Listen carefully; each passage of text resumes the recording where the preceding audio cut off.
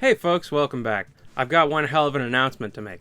From now on, all episodes of Idiot Ben will be available in stereoscopic 3D. So for the full experience, put on your 3D glasses now.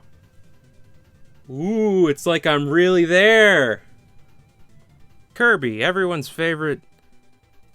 he's a great character, right? Who could have predicted that what is basically a pink ball with a face would become one of the most iconic video game characters ever? We've discussed Kirby before, so you know the drill. Kirby transcends genre. There are platformers, puzzle games, racing games, whatever Mass Attack is, whatever Tilt and Tumble is, whatever this is. But no matter how massive the library of Kirby games has become over the years, the K-Man's bread and butter has always been 2D platformers. To date, there have been 12, which, to be honest with you, I was expecting a bigger number, I'm not gonna lie. There have been 12 mainline 2D platformers in the Kirby series, going all the way back to 1992 with Kirby's Dream Land on the Game Boy. And because of his long history, Kirby has always been there along with the rest of us to witness the insane amount of progress that has been made in video game technology in the last 30 years. And on that note, let me take you back to the mid to late 90s. Video games were bigger and crazier than ever. The PlayStation blew consumers away with its graphics and full motion video capabilities. Meanwhile, the N64 was particularly appealing to longtime Nintendo fans because they were capitalizing on the newest craze, 3D. Tons of video game series from the previous generations were making the transition into 3D. Mario, Zelda, Pokemon, F-Zero, Star Fox. And because of that, it was only a matter of time before Kirby made that transition.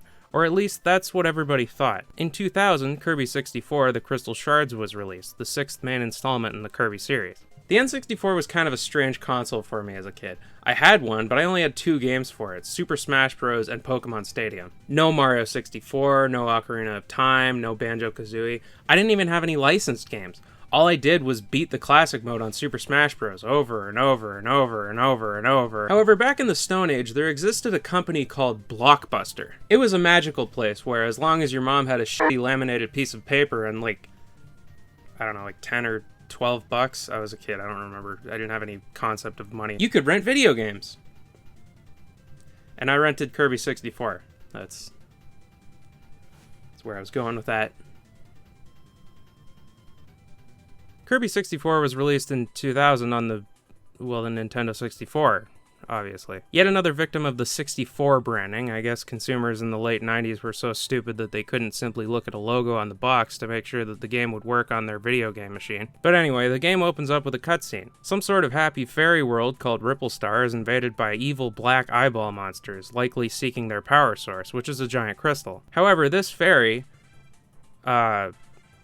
Ribbon, takes the crystal and attempts to escape into space, but the crystal is destroyed and she plummets into Popstar. Meanwhile, Kirby is chilling in the middle of nowhere when suddenly, as usual, the burden of everyone else's problems falls squarely on his lap. Thankfully, Kirby's a nice guy, so he doesn't mind helping out. Turns out the crystal wasn't completely destroyed, but broken into hundreds of little pieces, so it becomes Kirby's newest quest to collect all the crystal shards and help Ribbon take her planet back. So here we are in the first level, and you're probably thinking to yourself, this game certainly looks like it's in 3D. I'm seeing cubes, I'm seeing spheres, I'm seeing 3D shapes here. But there's something off here, you know? Kirby's he's not moving around this whole space, you know? Kirby, buddy, my man, why are you just moving left and right, dude? What's stopping you from going like north? Assuming left and right is east and west, that is. The game doesn't have a compass.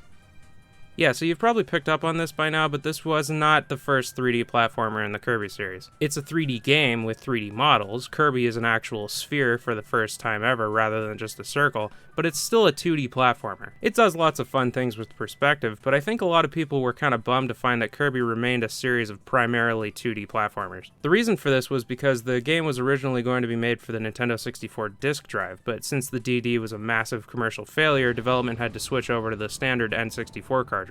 It was supposed to be a full 3D game, but the limitations of the cartridge necessitated Kirby to find himself yet again in another 2D platformer. So anyway, Level 1, folks, here we go. It's your standard Kirby affair. You can run by double tapping the D-pad, jump with A, and fly by repeatedly tapping A, and you got a little baseball slide. And as always, Kirby can copy abilities by consuming his enemies. Now, here's the thing about Kirby 64 that makes it unique from all the other Kirby games. There are a total of only 7 copy abilities in this game: Burning, Stone, Ice, Needle, Bomb, Spark, and Cutter, which I would wager to guess is the smallest amount of copy abilities in any Kirby game. I would look that up, but like, who f***ing cares? Do you care? I don't care. However, Kirby 64's whole shtick is that every copy ability can be combined with another ability. This is either accomplished by inhaling 2 enemies at once, or if you have an ability, you can press R and Kirby will lift a little star above his head that represents that ability. You can throw that star at another enemy and it will transform into an 8-pointed star that you can inhale and you'll get a combination ability. But you know what? We'll come back to that in a little bit. For now, let's just smash through that game, baby. At the end of the first level, we get a cutscene showing an innocent Waddle Dee finding a crystal shard, after which he is possessed by one of the evil flying eyeball monsters, which causes him to become a Waddle Doo. Is that how that works? So you defeat him and he joins the gang. At the end of each level is this really weird mini-game where you're standing on like the edge of a picnic blanket full of items and you have to time Kirby's jump to get an item. And then, of course, as always, Kirby does his little dance.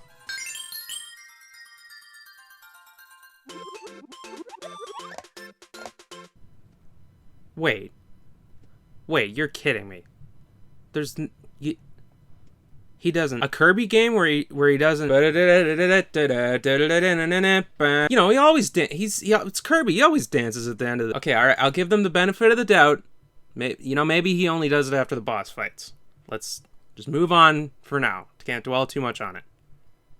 So anyway, the same thing that happens with Waddle Dee happens another 2 times with different characters. Adeline in level 2, who actually technically made her debut in this game, and King Dedede in level 3, who, as usual, reluctantly joins Kirby in his quest to defeat a greater evil. King Dedede is one of my favorite video game characters, man. Like, he's not really a bad guy, he's just kind of an asshole, you know? And Kirby's so purely good that he always offers him a hand in friendship, no matter how many times he wrongs him. But anyway, after that, your little gang of homies sporadically help you throughout the game. Waddle Dee busts open doors and joins you on Minecraft rides. Adeline gives you power-ups and gives you hints to solve puzzles, and Dedede has segments in some levels where you have to hop on his back and smash stuff with his hammer. The main game is broken up into 6 worlds. Popstar is your standard Kirby first level style world with meadows, forests, etc. The boss of World 1 is, of course, Wispy Woods. I mean, this is a Kirby game after all. His boss fight is actually pretty cool. You can't directly attack him, but his roots pop up from the ground and you gotta attack those. Alright folks, moment of truth. Let's see that dance, K-Man.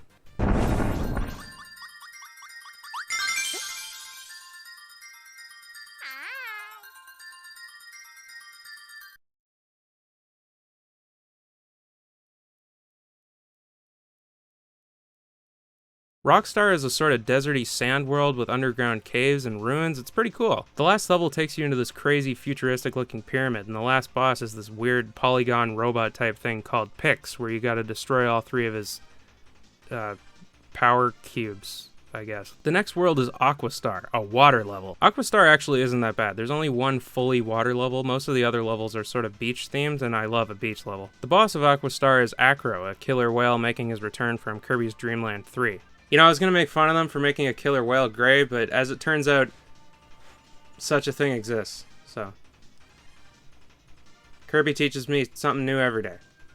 Acro is fought totally underwater, but he's actually not that bad. I've fought vastly more frustrating underwater bosses in my time. Next up is Neostar. Neostar has kind of a naturey vibe to it. It's got rainforests, caves, mountains, a volcano. The boss of Neostar is Magman, a big magma monster. Not a lava monster because he's underground. Remember back to science class, kids. After Neostar comes Shiverstar. Alright folks, put on your tinfoil hats because I'm about to blow your mind. If you can believe it, there's a long-standing conspiracy theory regarding Shiverstar, along the lines of Luigi in Mario 64 or Polybius. Except, in this case, the theory is pretty reasonable, and those ones are just kind of fucking stupid. So yes, Shiverstar is astoundingly the subject of conspiracies among the Kirby fanbase. The theory goes that Shiverstar is actually supposed to be Earth after some sort of Day After Tomorrow Ice Age style apocalypse event. You guys remember the Day After Tomorrow, right? That's a real movie. I didn't hallucinate that. There are obviously signs that point to a post-apocalyptic planet. The constant winter, robots seem to have taken control. And, I mean, most obviously, like, just look at Shiverstar. it's Earth. It's got North and South America, Africa, Asia, Australia, it's Earth. But conspiracies aside, Shiverstar is very cool. I have a soft spot for ice levels, but halfway through it transitions into an industrial factory world with arguably the best music in any Kirby game.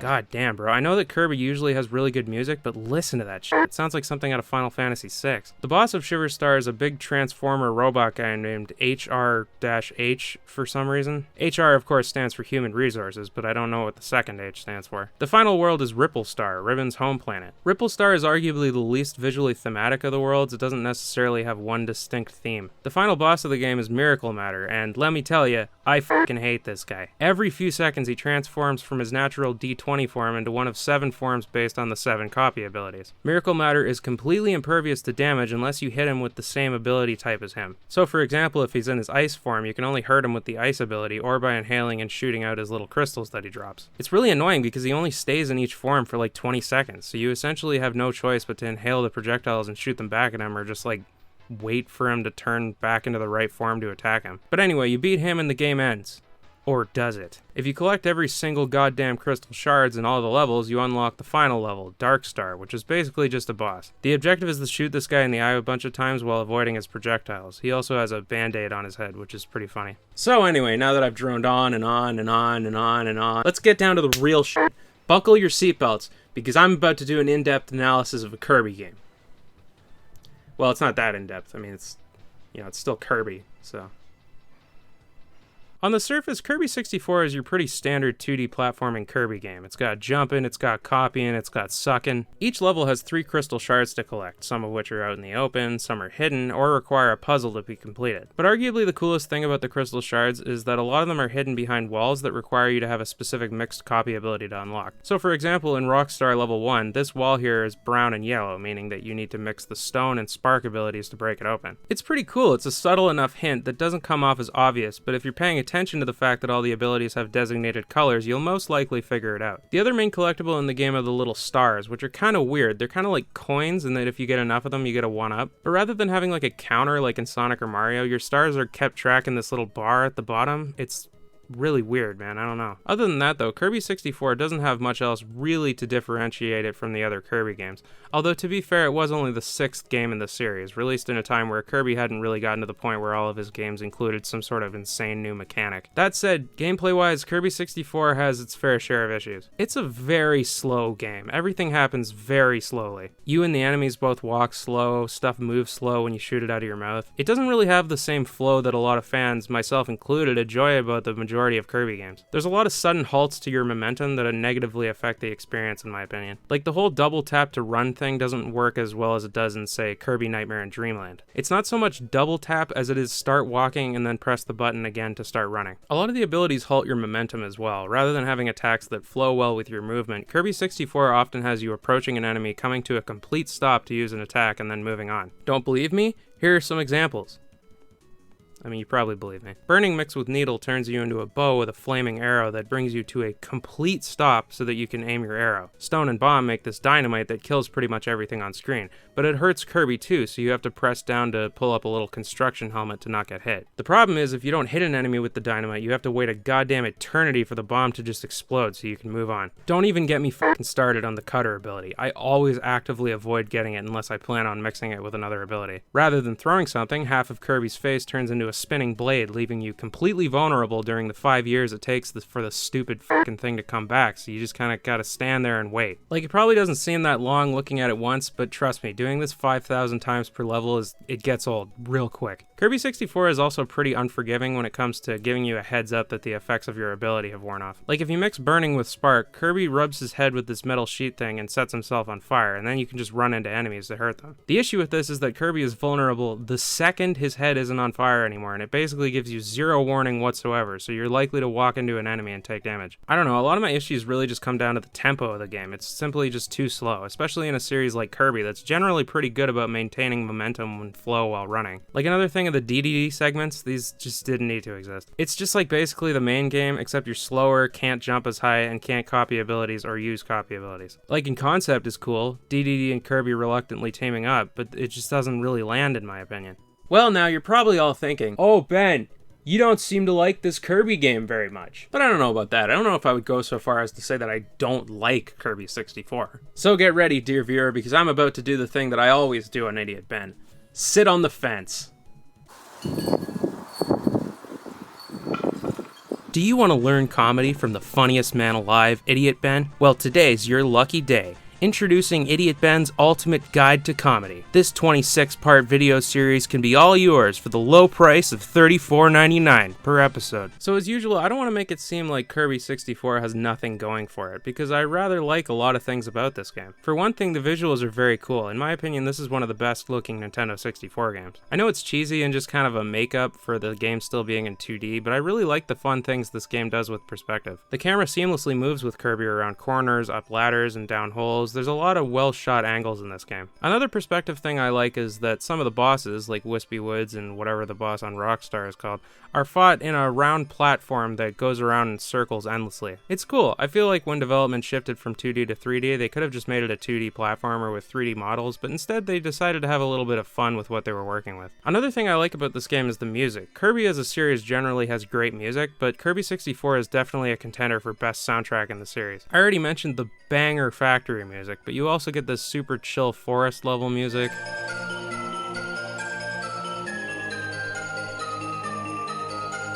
The insane fast-paced music that takes place in the sand levels.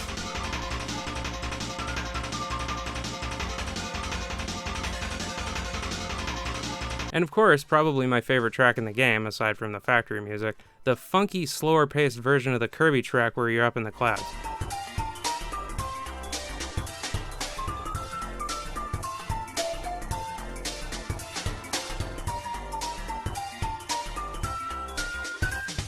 All that shit aside though, the biggest deal about Kirby 64 are the copy abilities. Talk to anybody about this game and they'll remember it fondly as the one where you can combine the abilities. And going into Kirby 64 blind is a lot of fun for that reason. It's fun to experiment with the different abilities and see what you get. Sure, the game has its fair share of lame abilities, but there are a lot of really cool ones as well. Burn Cutter gives you this giant flaming broadsword, Stone Needle gives you this drill, Stone Ice turns Kirby into a curling stone, Needle Bomb turns Kirby into a Gordo, Spark Cutter gives Kirby a sick double-sided lightsaber. Like, come on, man. Probably my favorite functionally is Burn Bomb, which makes Kirby summon fireworks that hurt enemies. But conceptually my favorite is definitely Ice Spark, which turns Kirby into a refrigerator that dispenses food that you can eat to regain hit points. Like, that's so fun. And before I go, there's one thing I want to talk about that I only just realized upon replaying this game. So earlier in 2022, Kirby and the Forgotten Land was released, Kirby's first fully 3D platformer game. And I'll talk at length about that some other time, but something I noticed about these two games is that Forgotten Land actually shares a lot of themes and visuals with 64. The powered up needle ability looks just like the double needle from Kirby 64, same with the Volcano Fire and Dragon Fire abilities. And a lot of the levels in Forgotten Land are reminiscent of levels from Kirby 64, like the factory, the Wispy Woods boss fight, and of course the whole Ice Age post-apocalyptic thing. It's just kind of fun to look back with the benefit of hindsight, because you really get the idea that the developers at HAL kept note of all the things they wanted to do when Kirby 64 was going to be 3D, but had to scrap due to the move onto a cartridge. It may have taken them 22 years, but they finally got to see their vision come to life. God bless. Well, that's a whole lot about Kirby Crystal 4.